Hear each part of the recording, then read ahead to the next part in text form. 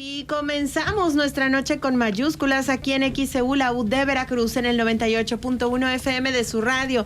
Soy Karina Cortés y me da mucho gusto acompañarle el día de hoy para platicar de un tema que seguramente le va a ayudar muchísimo y que sirve para poder analizar cómo saber si dependes emocionalmente de tu pareja. Saludamos el día de hoy a Juan Carlos Loyo en los controles y aquí con nosotros en el estudio nos acompaña la psicóloga Mariel Ortiz y el psicólogo Guillermo Mar. Psicóloga Mariel, ¿cómo estás? Muy buenas noches. Hola, muy buenas noches, Karina. Muchísimas gracias por la invitación y muchas gracias también por siempre considerarnos para este espacio.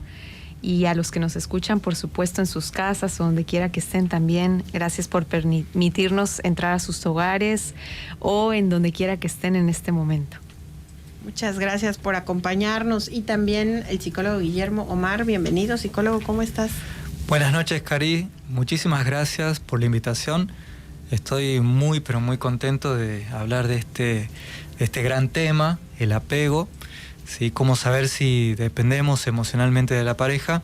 Me parece que es un tema muy recurrente en la consulta, así que estoy seguro que va a despertar y así esperamos que despierte el interés de los oyentes y a ver si alguien tiene una historia para contar, para comunicarse, así que estamos muy contentos de hablar sobre este tema. Que platiquen con nosotros al 229-2010-100 y 229-2010-101 o que también nos escriban vía Facebook en XEU Noticias Veracruz. ¿Cómo saber si dependes emocionalmente de tu pareja?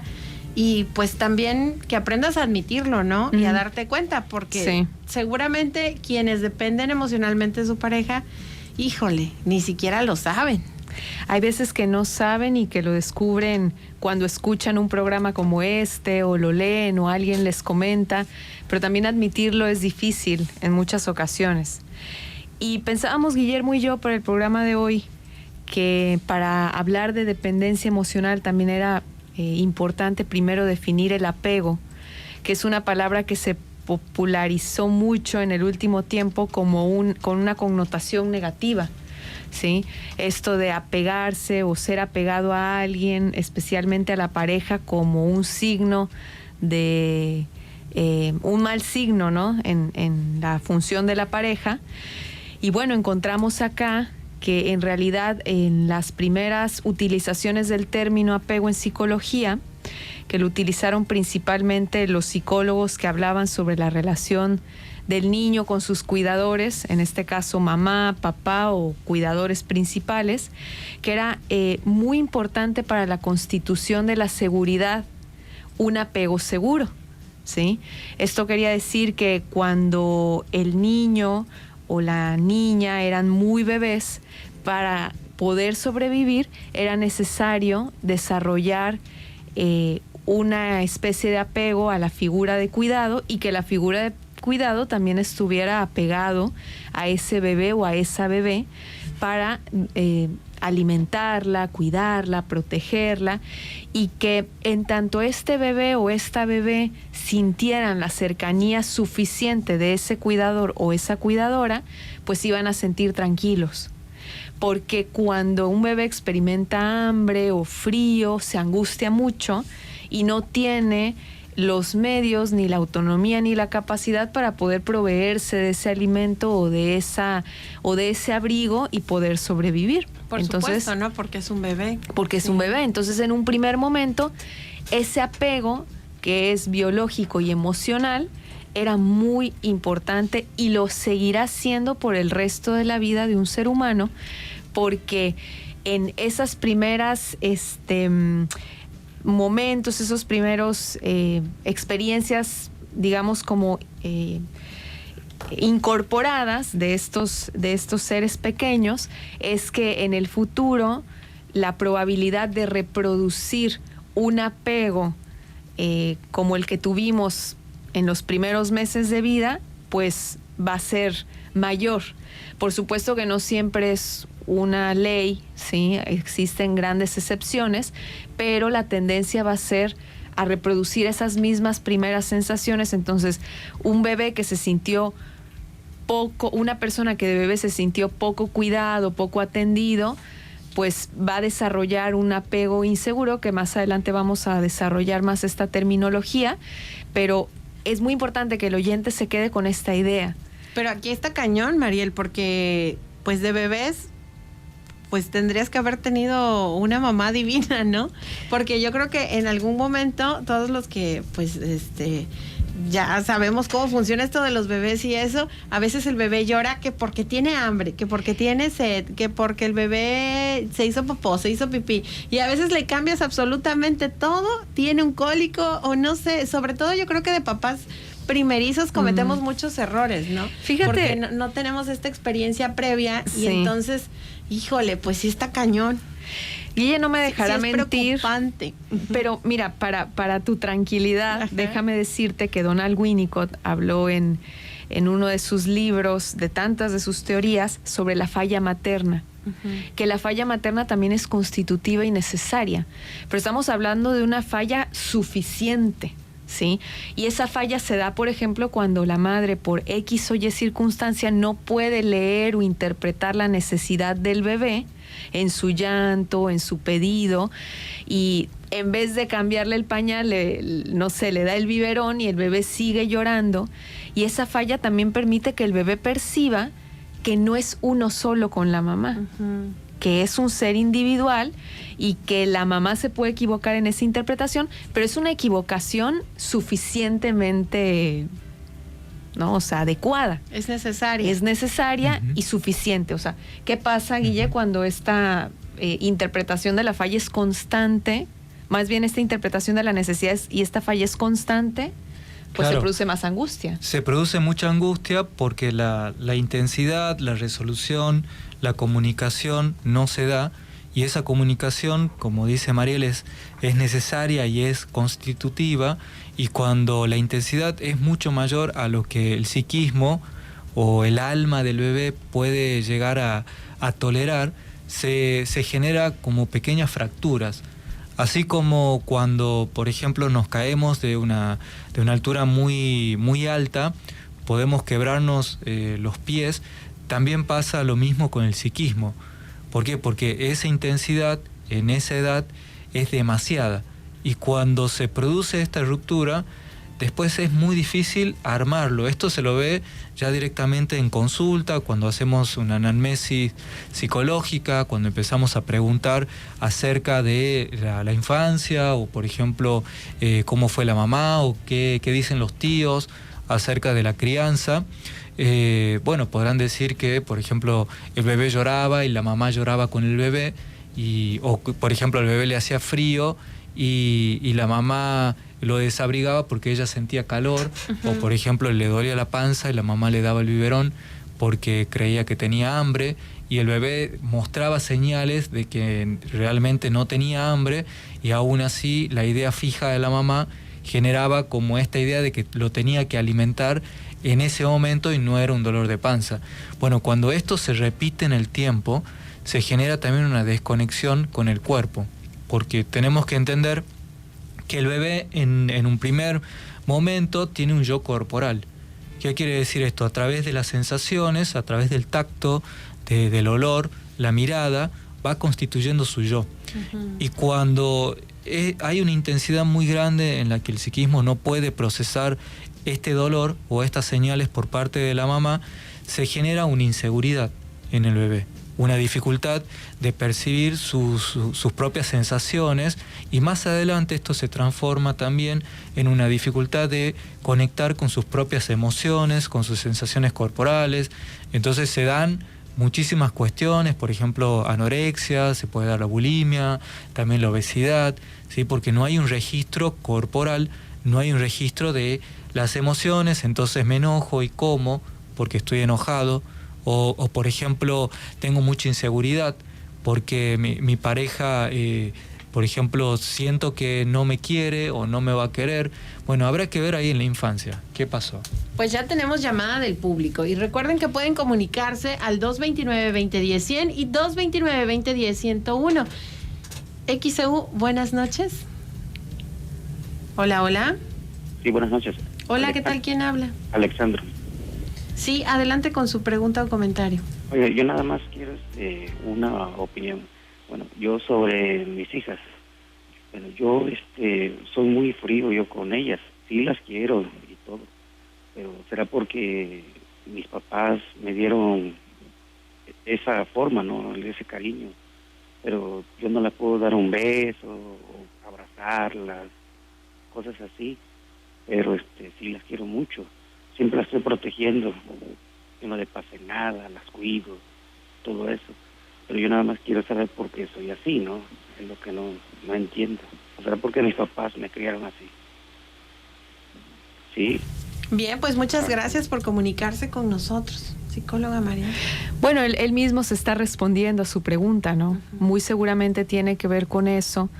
Y fíjate que me gustaría mucho decirle al Radio Escucha que nos llamó, bueno, primero agradecerle por abrirnos su corazón, ¿no? Y muchas contarnos gracias. algo tan íntimo, muchas gracias. Y esto va también para todos los que nos escuchan. Cuando aparece una inquietud en nosotros, algún punto de angustia en el que decimos, quisiera poder acercarme más a ellas, a mis hijas, pero me cuesta mucho trabajo porque yo fui criado de tal manera, pero percibo que podría hacer algo diferente por ellas para demostrarles un afecto, no sé, en abrazos, en besos. Él puede trabajar, ¿sí?, en poder empezar a expresar su amor de esa manera. Ahora, si él sintiera que no puede y no estaría dispuesto a cambiar esa parte, también invitarlo a pensar que él tiene otras manifestaciones que seguramente son de amor en este cuidado y esta protección que él dice que les da a ellas, y que ellas pueden interpretarlo también como una muestra de amor, ¿sí?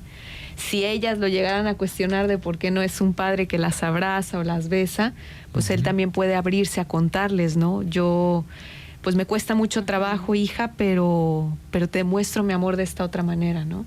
A través de las palabras también, te quiero mucho, sos importante para mí.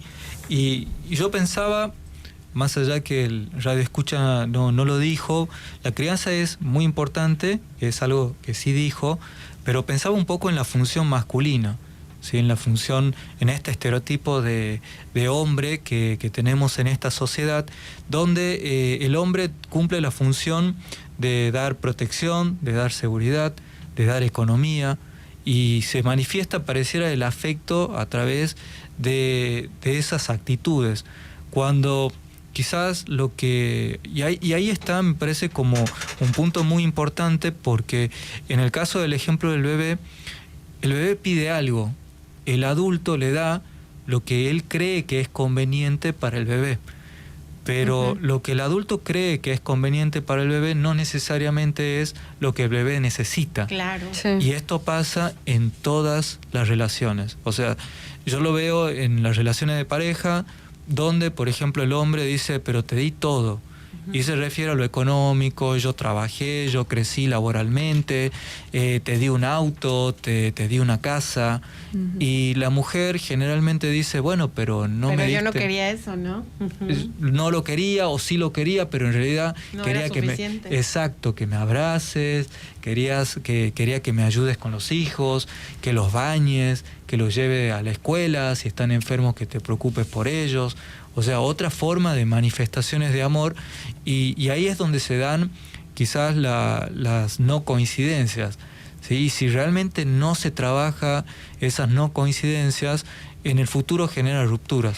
Y además también hablando de los apegos inseguros y seguros, una persona que no logra conectar con las necesidades de su compañero de vida, de su hijo, de su hija, va generando una sensación en el otro de inseguridad. ¿No tienen empatía? ¿Son personas sin empatía? Son personas que pueden no tener empatía o personas que creen que con lo que dan es suficiente, ¿no? O sea, esa es como que la idea que ellos se van forjando, y que a lo mejor la escucha del otro, o sea, es como que, no, bueno, tú no sabes, o sea, lo que tú me dices que estás necesitando puede no ser, yo te puedo dar algo mejor, ¿no? Te estoy dando algo mejor, diferente. O por ejemplo, en el caso de una persona que quiere que le estén abrazando, ¿no? pues es que a mí no me abrazaban, ¿no? Ajá. A mí mis papás o mi pareja no me abrazaba y pues a mí no me importa. Pero Sí. resulta que el otro sí lo necesita, Sí. ¿no? Ajá. Que lo abracen, que lo besen, que anden así como que encimosos, Sí, ¿no? y es que- Entonces, ese podría ser un ejemplo. Me hiciste pensar ahora en una frase que es muy importante para todas las relaciones, que es que para amar, el amor implica ceder un poco de nuestro narcisismo. Ajá. Sí. Y es bien difícil eso. Porque habemos personas más narcisistas que otras. Claro, sí, pero hay que Claro. abrirse como justamente a la escucha del otro y decir, bueno, a ver, ok, sí, yo te estoy dando esto y tú me estás diciendo que necesitas esto, entonces porque te quiero, voy a hacer el esfuerzo de abrazarte más, de besarte más, aunque quiero que sepas que, o sea, me voy a tener, o sea, natural no me va a salir, ¿no? O sea, Sino que va lo- a ser un poquito obligado, pero sí voy a esforzarme porque mi sé que a satis- ti te gusta que te abracen. Y mi satisfacción está en eso, en saber que te hace feliz que yo sea más cariñoso, por ejemplo, ¿no? Aunque se vea forzado. Saludos a Ujú. Julio Campechano, dice, saludos mi estimada Cari, saludos a todos en cabina y a la conciencia, y saludos a Cruz Rasconcito. Un abrazo, Cruz, un abrazote bien grande. Y ahora sí, vamos con otro mensaje del público, ¿vale? Dice Jonathan, dice, pregunta a tus invitados qué puedo hacer para desprenderme de la mamá de su hijo, dice, en el aspecto de superarlo, porque trato ya de no estar ligado a ella, pero al final termino hablándole, la extraño, y ha habido noches que he llorado, y de hecho ahora estoy triste teniendo ideas de qué quiero hacer ahora sobre ya no vivir, pero estoy tratando de calmarme porque la extraño. Dice, no logro desapegarme de ella y olvidar todo lo que pasé con ella y mi hijo. Saludos, dice, estoy depre y triste. Saludos, Jonathan. Es una situación difícil, la de Jonathan, y me parece importante hablar sobre este tipo de apego que ya es un apego patológico, porque es un apego donde la persona siente que sin la otra persona no puede vivir, que toda su vida y depende y toda su felicidad de que esa persona esté cerca de él. Entonces es importante primero poder hacerse esa pregunta, ¿qué tan importante es la otra persona para mí? Si cuando la otra persona tiene el carácter de única, de la persona única que puede mantenernos con vida, entonces algo ahí no está bien. ¿Sí? Probablemente haya una depresión de fondo, no necesariamente por la ruptura con esta persona, pueden haber otros aspectos que son necesarios trabajar y trabajar fuertemente para que no pase esto, que haya un riesgo en el que él se quite la vida porque la otra persona no le hace caso, porque también se utilizan estas situaciones también como una forma de manipulación, pueden ser inconscientes, no necesariamente conscientes, donde hacen que las personas, la otra persona se comprometa con él, y eso es un problema, porque la relación no se puede sostener en base a si vos no me querés, yo me mato, o si vos ya no me querés, yo dejo esto o hago lo otro. Eso representa como un yo muy débil. Y así como en el gimnasio se pueden trabajar grupos musculares y uno se puede fortalecer, el yo o el self se puede trabajar en terapia. Todavía hay tiempo. Si él necesita ayuda, la tiene que pedir, tiene que ir a un profesional y tiene que empezar a hablar. Proceso, ¿no? Sí, claro que sí. Un proceso terapéutico. Me encanta el acento del psicólogo Guillermo, porque ya lo hemos visto a lo largo, ya tiene que un año aquí en México, ¿año y medio? Sí, ya un año. Un año aquí en Un año, México, sí. y ha perdido ya un poco el acento argentino. Tal vez ustedes no se percatan porque pues siempre están juntos, ¿no? Pero yo ya sí lo escucho más jarocho, pero con el voz ahí le sigue saliendo la sangre. Y bueno, vamos con otra llamada. XE, buenas noches. Híjole, nos colgaron. Pero por acá otra pregunta. Dice, ¿qué pasa cuando a la otra persona no le gusta abrazar? Ajá. O sea, tu pareja. Cuando no le gusta abrazar. Y si a la otra persona no le gusta abrazar. Ah, ya entendí. Ajá, que cuando, por ejemplo, esta persona le pide a su pareja, abraza, me dice, pero es que a mí no me gusta abrazar. Ajá. Ok, es muy buena pregunta. Ujú. Bueno, yo creo que la pareja y cualquier vínculo también se constituye de acuerdos. la sinceridad, la comunicación es muy importante, la ¿no? cercanía. La cercanía. Aquí me pusieron, a una persona necesita que la abracen y si a la otra no le gusta abrazar, ¿quién tiene que esforzarse? Sí. Bueno, retomando la pregunta. idea, los acuerdos en pareja son muy importantes, ¿sí? Sobre todo la comunicación. Yo creo que cuando la pareja está abierta a escuchar, pero también hablar de lo que le pasa, la persona que no le gusta abrazar y que no está dispuesta a abrazar tendría que hacer un esfuerzo por explicar por qué y la otra persona un esfuerzo por aceptar que la otra persona es así. Uh-huh. Sí, y como dijo la psicóloga Mariel Ortiz, la pérdida del narcisismo, ¿sí? Como preguntarse qué tan importante es eso para uno, ¿sí? O sea, no se trata como de ganar, sino de decir, bueno, ¿en qué aspecto puedo ceder para hacer que la otra persona se sienta bien? Y justamente el narcisismo se trata de eso, ¿no? Como siempre la mirada hacia uno mismo, qué es lo que a mí no me gusta y cuál es mi forma de ver, y entonces a través de eso no puedo conectar con el otro porque mis necesidades son más importantes que la del otro. Por eso es importantísimo eso, ceder. Vamos a ir a la pausa y enseguida regresamos con más de esta XEU.mx. Y bueno, nos quedamos porque el psicólogo Guillermo nos explicaba que hay personalidades más narcisistas que otras. En español jarocho. ¿Esto qué significa, psicóloga María? Una persona narcisista por lo general piensa primero en sí mismo y más en sí mismo y le da poco lugar al otro. Primero yo, después yo y por lo último yo. Así. Y no se permite escuchar las necesidades del otro porque eso significa perder algo muy importante de sí mismo, que es él mismo, ¿no? Sus necesidades, sus cosas. Son variadas las razones por las cuales se constituye una personalidad así. Generalmente tiene que ver con la infancia, como siempre decimos, pero lo más importante es que una persona narcisista, que ya vamos a dedicar todo un programa para eso. Sí, vale la pena hablar de eso. Sí vale la pena porque hay mucha gente relacionándose así, ¿sí? Es que al no dar lugar al otro, justamente van generando, y qué bueno que haces la pregunta, relaciones de dependencia, ¿sí? ¿Por qué? Porque una persona narcisista, al no poder reconocer o no tener la apertura, la capacidad de reconocer que se equivoca, que falla, como cualquier ser humano, culpa al otro constantemente de las fallas en la relación, y el otro, que quizá es una persona que tiende más a culparse a sí mismo, porque además las relaciones, los narcisistas no buscan otro narcisista para relacionarse, muy pocas veces. Generalmente van a chocar con otro narcisista. Sí, y esas relaciones terminan por quebrar.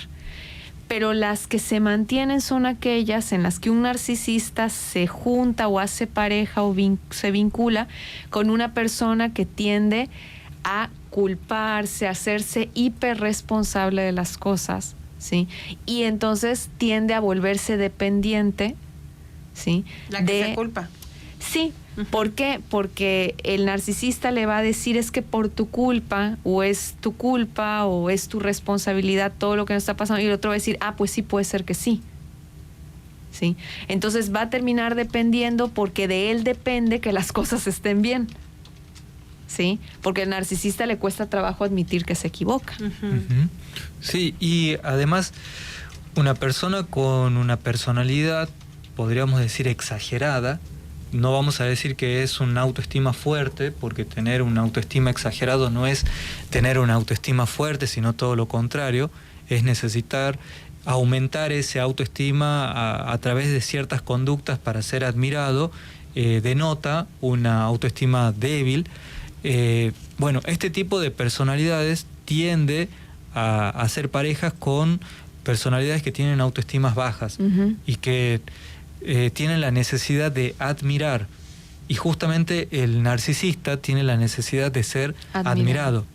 ¿Sí? Entonces se genera esta, como podríamos decir, como dialéctica, en donde la persona dependiente o apegada pasivamente, porque podemos decir que hay también dependencia pasiva y dependencia activa, porque para que se genere el apego, la dependencia, tiene que haber sí o sí una relación por lo menos de dos personas.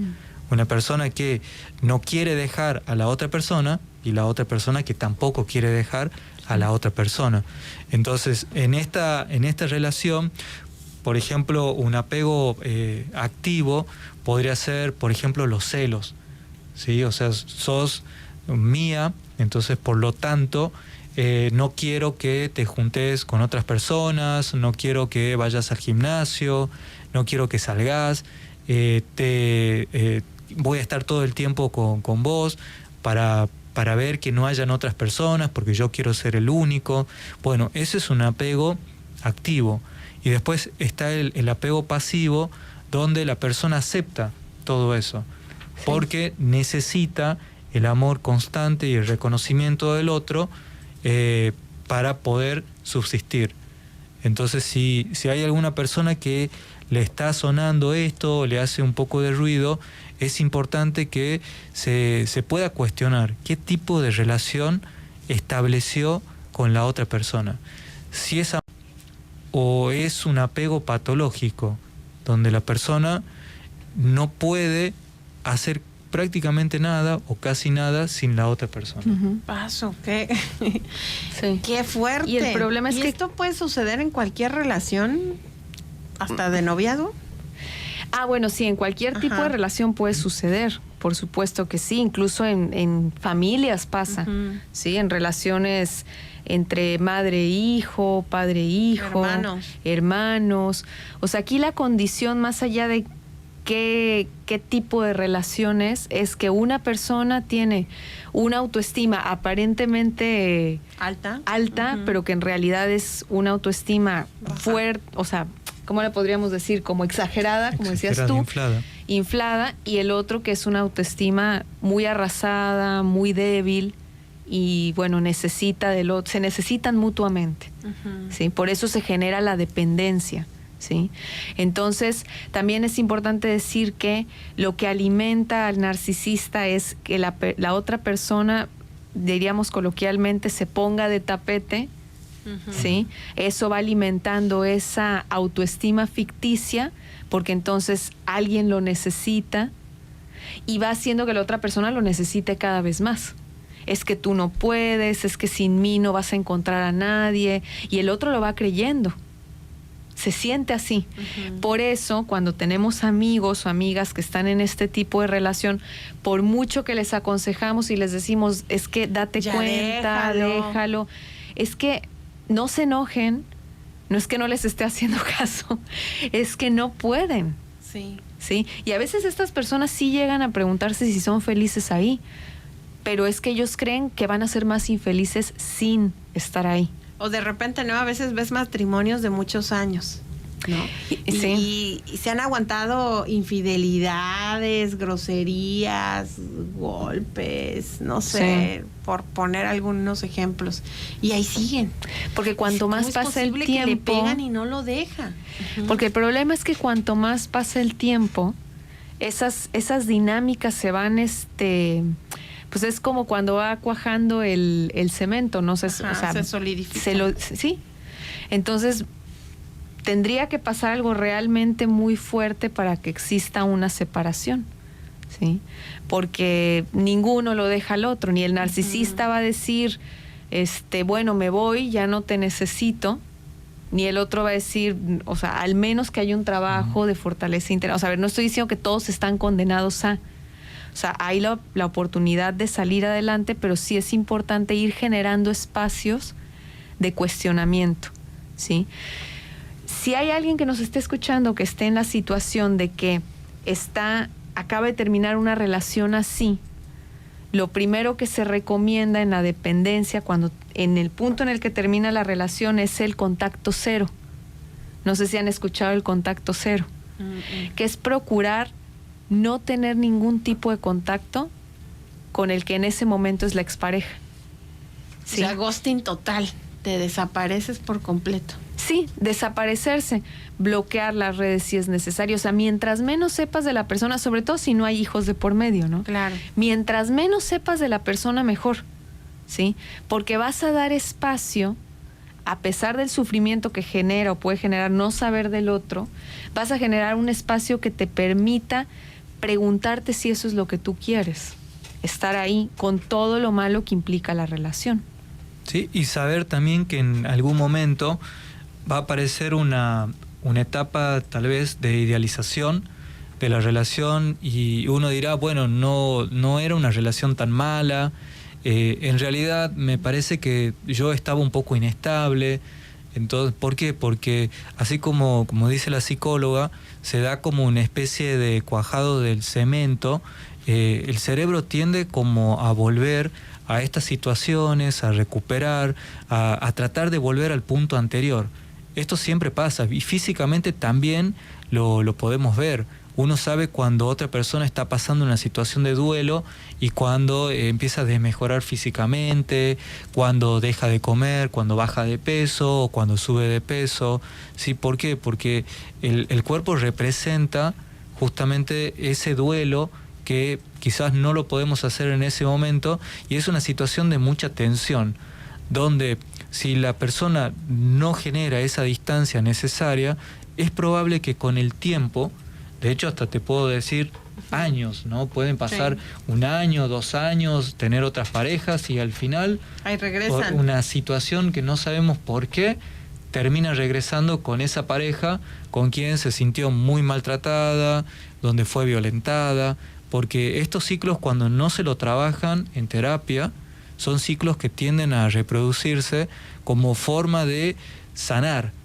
El problema es que cuando uno repite este tipo de relaciones, no sana y no entiende por qué estas relaciones se dieron, ¿sí? Porque en realidad la comprensión se da a partir de relaciones diferentes, de relaciones más sanas, de relaciones de acompañamiento, donde no hay una dependencia.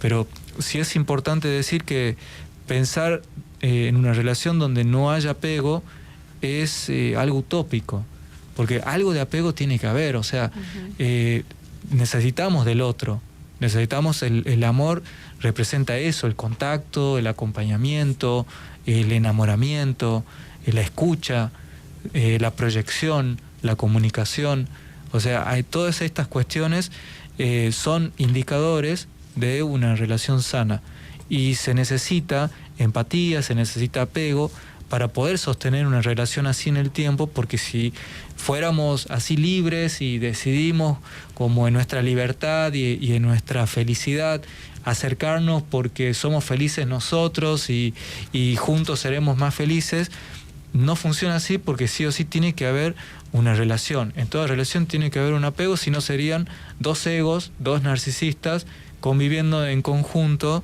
sin ningún tipo de conexión. Que de hecho es interesante lo que dices, Guille, porque me lleva a pensar a el nuevo estilo de relación más posmoderna que implica como no involucrarse, ni comprometerse, ni involucrarse emocionalmente con el otro, porque ves estas formas de relación que se dan ahora sin compromiso, pues tal cual como dice Guillermo, se trata de 1 o 2 personas como cuidando. Me decía alguna vez un conocido, me dice, es que a mí me cuesta mucho trabajo tener una relación con alguien, con una chica, dice, porque yo siento que pierdo algo importante. Y yo le decía, ¿y qué sientes que pierdes? Y me dice, mi libertad. Me dice, y siento que es algo muy preciado. Dice, entonces cuando yo me empiezo a enamorar, encuentro formas de que la persona no me guste. Dice, porque yo no puedo perder mi libertad. Sí. Y es un tipo de relación que se da mucho ahora. Sí. Sí, que está muy de moda entre los jóvenes que ya no se quieren involucrar. Sí, y que además ahora estos eslogans como vive sin apegos, no te apegues. Hasta libros, ¿no? Libros que te dan así como que la fórmula para desapegarte de todo. Y eso se me hace como muy, muy riesgoso porque se presta muchas interpretaciones y lo que dice Guillermo es cierto. O sea, cierto grado de apego es necesario para la supervivencia del vínculo. no sé si tenga que ver, pero me viene a la mente, hay un libro que se ha vendido así muchísimo y que es un método, y ahí hasta había un programa en Netflix y todo eso, de una japonesa que se llama Marie Kondo. Ah, sí. Y entonces ella crea el método KonMari y te enseña a desapegarte de las cosas. Ajá. Para que cuando tienes tu casa llena de artículos, de ropa, o sea, te deshagas de todo esto, ¿no? Sí. Y me pongo a pensar, ¿no? Hay mujeres que tienen su vestido de novia. Ajá. Y tiene 20 años que se casaron o 30. O que tienes tu vestido de graduación o algún traje, un vestido importante, los ropones de bautizo de tus hijos y tus hijos ya tienen 60 años, ¿no? O sea, hay mucha gente que se apega mucho materialmente, ¿no? Sí. Y entonces este es como un ejercicio de aprender a dejar ir las cosas, pero ¿en qué momento entonces también aprendimos pues a no apegarnos ni siquiera a los seres humanos?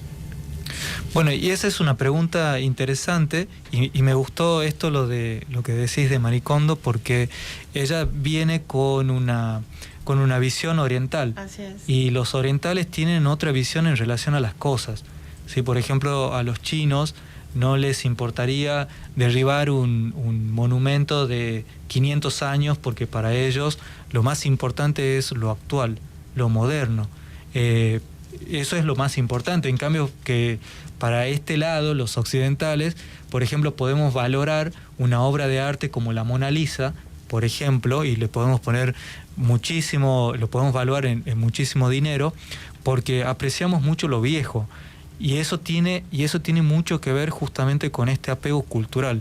O sea, la cultura imprime en nosotros una manera de relacionarnos, y esa manera de relacionarnos tiene que ver con las cosas que nos generan recuerdos, como decís, por ejemplo, el vestido de novia, o puede ser la casa, por ejemplo, la casa donde vivieron mis padres, o puede ser alguna cosita que me recuerda algo de mi relación pasada, ya sean fotos.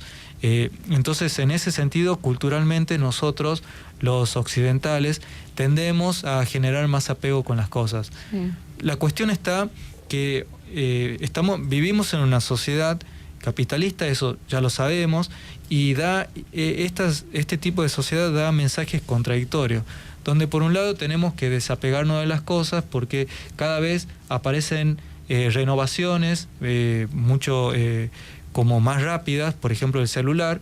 Por ejemplo, compramos un celular y a los 3 meses ya aparece un modelo más nuevo, compramos ese y a los 3 meses un modelo más nuevo. Entonces eso nos exige tener que cambiar los objetos mucho más rápidamente, pero por otro lado genera un discurso de apego donde te dice, por ejemplo, que ese celular es el objeto que necesitas para ser feliz. Uh-huh.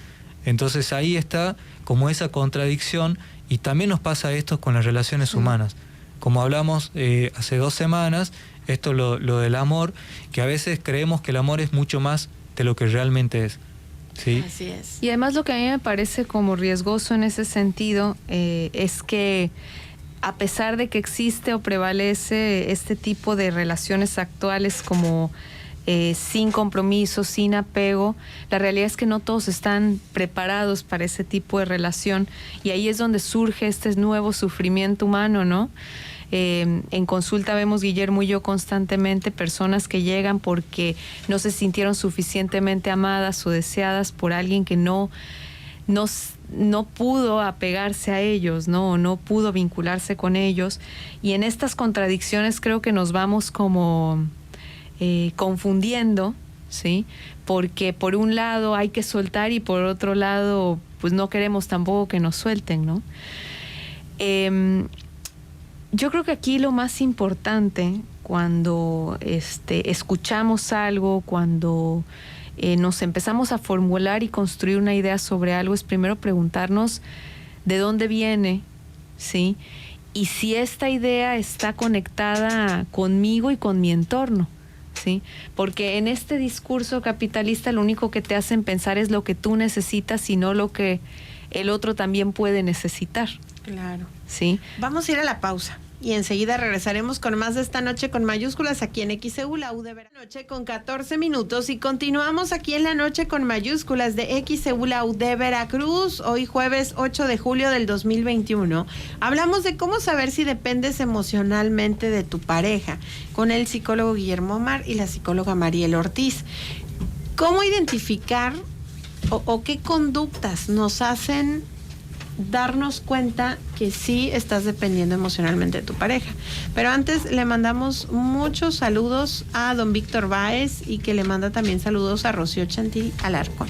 Muchas gracias, don Víctor, por comunicarse con nosotros. Conductas o manifestaciones de que sí dependes emocionalmente de tu pareja. ¿Qué hace una persona que depende del otro o de la otra?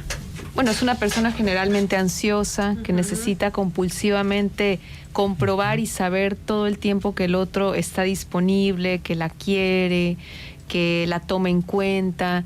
Entonces tiende, por ejemplo, a estar intentando corroborar constantemente que el otro está y la quiere, ¿no? Y que cuando no está, esa persona se enoja por la no presencia del otro y le reclama y le exige mucho más de lo que su tiempo le puede dar.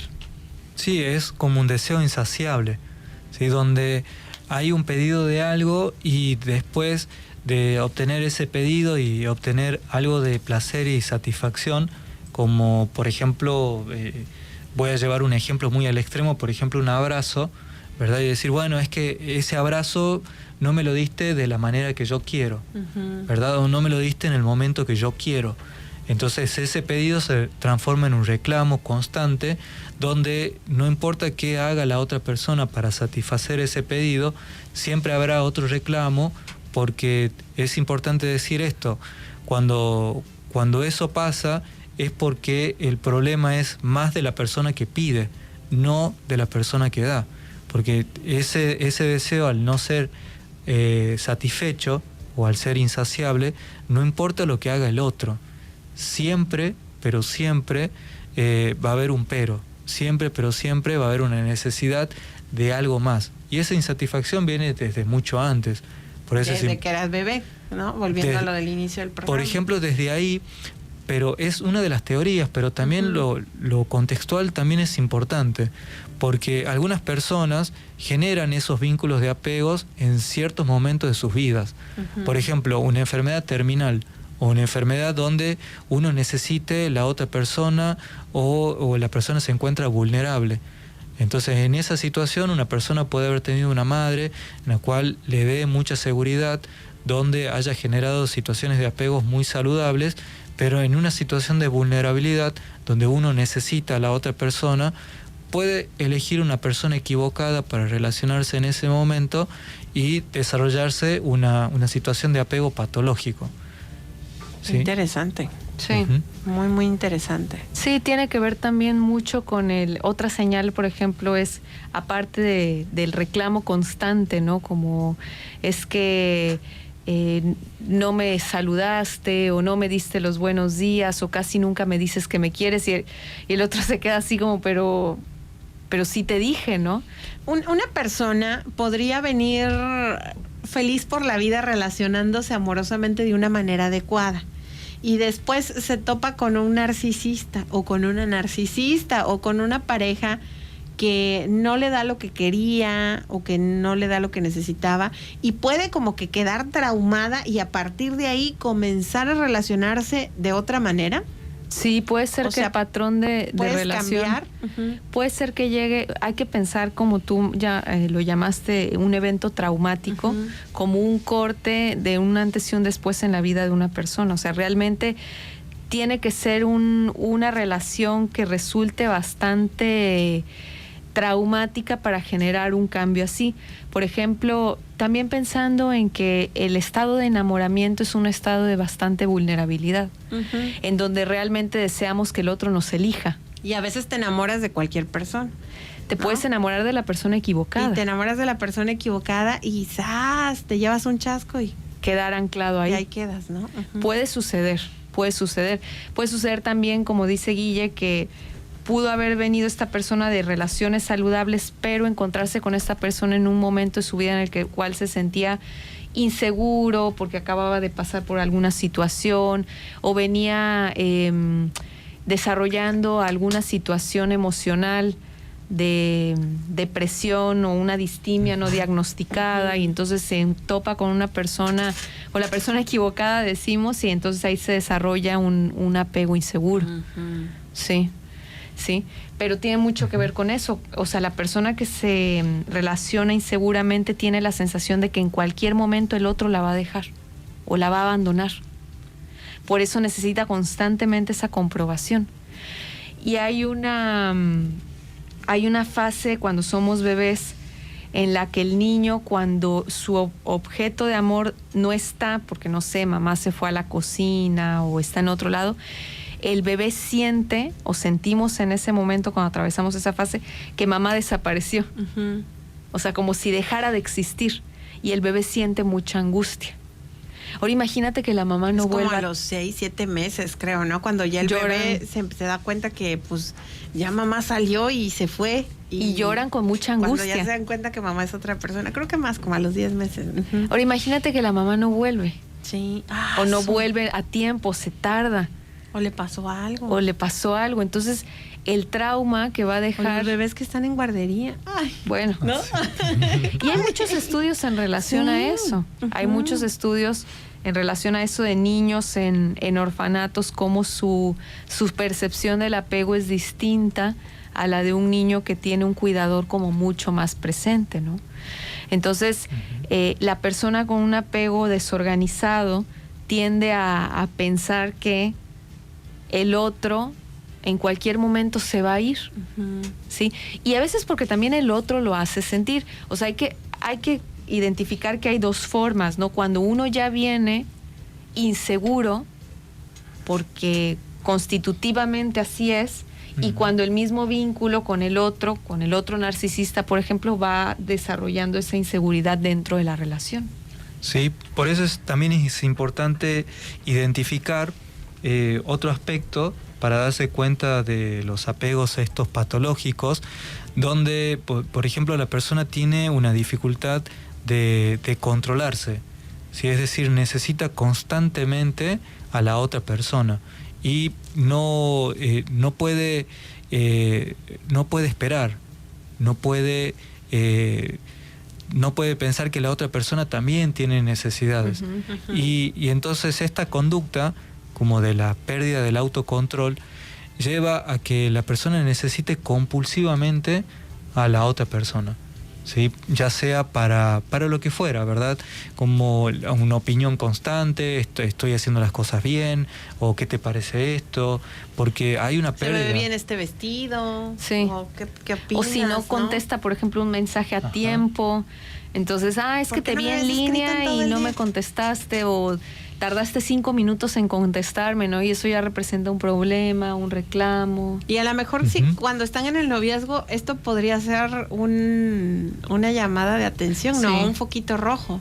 Esa persona que todo el tiempo te está... Porque una conocida que me platicó, ¿no? Que le pasó, dice, es que todo el tiempo me está preguntando, dice, si me ve en línea, que qué estoy haciendo. O sea, qué bárbaro, ¿no? Sí. O sea, ¿te imaginas? Dices que, ¿por qué no me contestas? Porque si te mandé el mensaje a las 10 de la mañana y a las 12 estabas en línea, ¿por qué me contestaste hasta las 3 de la tarde? Y así como que, ¿sabes qué? Huye de esa relación, ¿no? Aléjate lo más pronto posible. Bueno, pero es que es importante también entender de que como es una relación, siempre depende por lo menos de 2 personas. Claro. Entonces, si a las 10 de la mañana uno le mandó un mensaje diciéndole, hola, ¿cómo estás?, es diferente a decir, me siento mal, por ejemplo, necesito hablar con vos, y que la otra persona le responda al otro día o a las 8 horas después. Entonces ahí podemos identificar de que el criterio no es un criterio rígido, que depende también de cada relación, depende de cada persona, depende de las necesidades también de cada uno, pero en este caso, por ejemplo, en las relaciones de apego patológicas, las podemos identificar también como una adicción al otro, porque hablamos de la compulsión y de la necesidad constante de tener la compañía y la aprobación de la otra persona. esa necesidad de no cortar en ningún momento, ya sea por seguirla por WhatsApp, ya sea por fotos, enviarme una foto, a ver dónde estás, o necesito saber la ubicación. La ubicación, salís con tus amigos, dónde vas a estar, yo paso por ahí.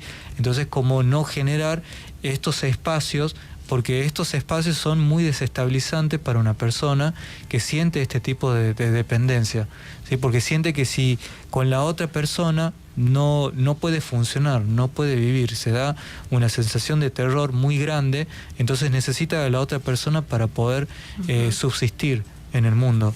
Por eso es importante pensar de que si hay una dependencia emocional, lo podemos pensar como también una dependencia hacia esa persona como una drogadicción, necesitarlo todo el tiempo.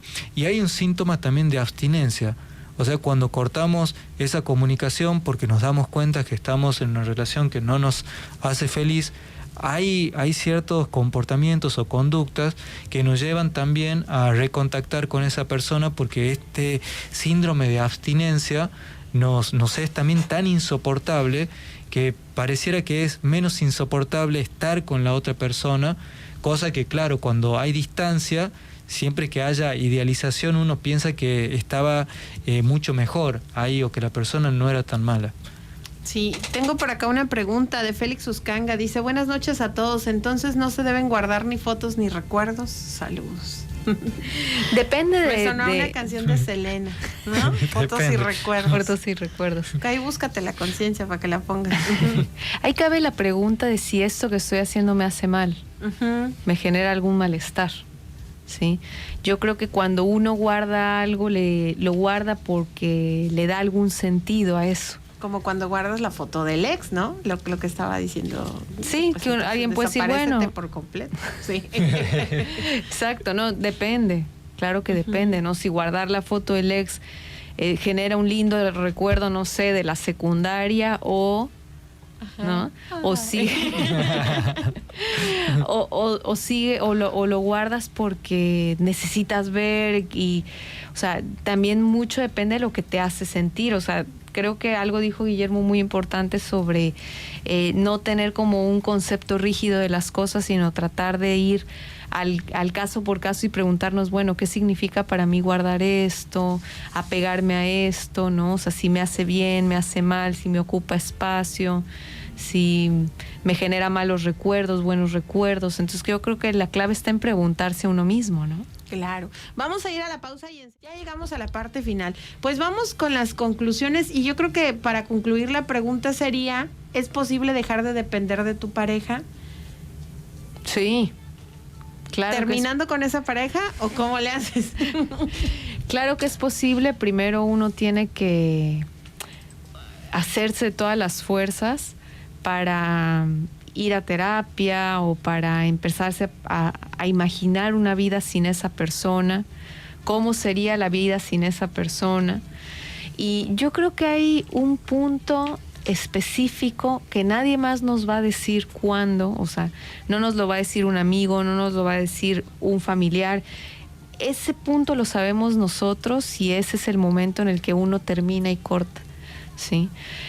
Sin embargo, bueno, yo siempre voy a sugerir que si estás en una situación así, el terapeuta no te va a obligar a terminar la relación. Lo que te va a ayudar, si es un buen terapeuta, es a fortalecerte para tomar una decisión que sea sana para ti.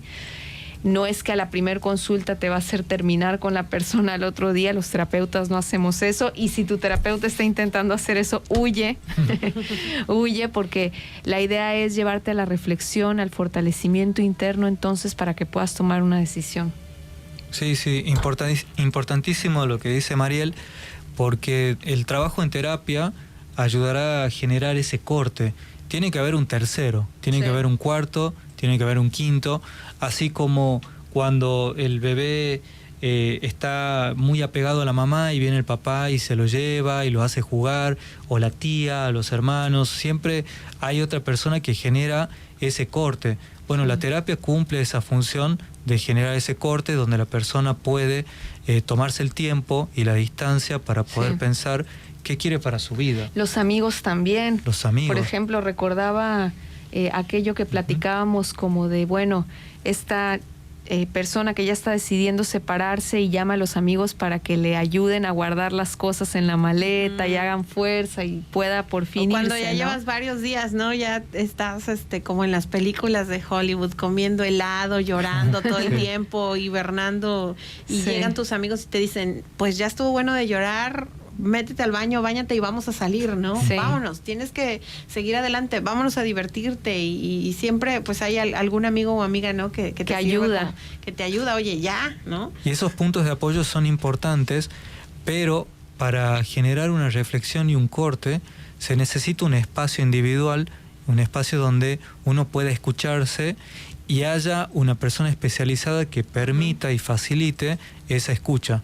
Porque no es la escucha de un amigo, sino es una escucha mucho más técnica, es una escucha profesional que permite no solamente reflexionar, sino acomodar un poco este lío interno que generó ese apego y poder proyectarse. Yo creo que la pregunta más importante es, y si tenés alguna relación de apego, sentís que no podés vivir sin tu pareja, pregúntate si querés vivir así para toda la vida. Claro. Con miedo que te deje, con miedo a la pérdida, con miedo a no poder hacerlo suficientemente bien para esa persona. O a no dejarlo, ¿no? A regresar una y otra vez, o a estar soportando que te peguen, que te pongan el cuerno, que te maltraten, que no te den dinero, un montón de cosas, ¿no? Y sí quisiera agregar que toda ruptura en una relación de dependencia requiere una renuncia, ¿sí? Y le digo yo renuncia porque uno no siempre se va queriéndose ir.